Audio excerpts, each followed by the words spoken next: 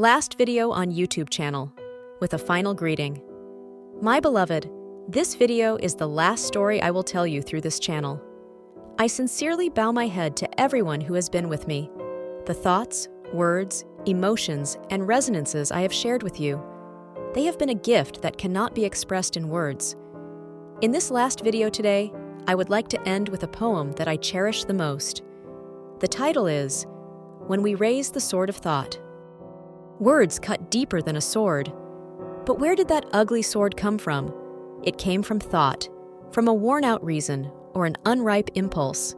Words are the face of a person, the shadow of his heart, the temperature of his personality. A person who is used to mocking shows off his shallow dignity, and insight in silence reveals his dignity. The words that leave my mouth are no longer mine.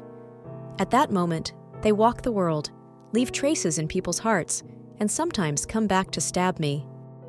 And we realize, the depth of words is the depth of a person's thoughts, and the limits of words reveal the limits of a person.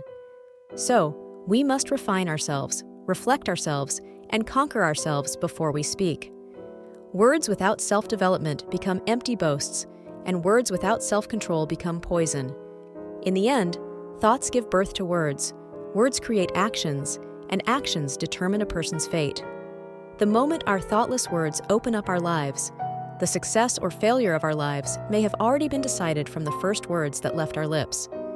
What do you think about these small daily habits of thought and action? Through this poem, I wanted to share with you how important the thoughts we choose every day and the small habits of action that those thoughts create are. And I plan to share more in-depth writings and thoughts on x.com, old Twitter, in the future. Those who want to share their sincere reflections and the weight of their words, you are always welcome. Thank you so much for everything, and I sincerely hope that each day of yours will shine brighter and become deeper. Every day, with small thoughts, with small words, with soul. That is how we walk toward a better life. I love you and thank you.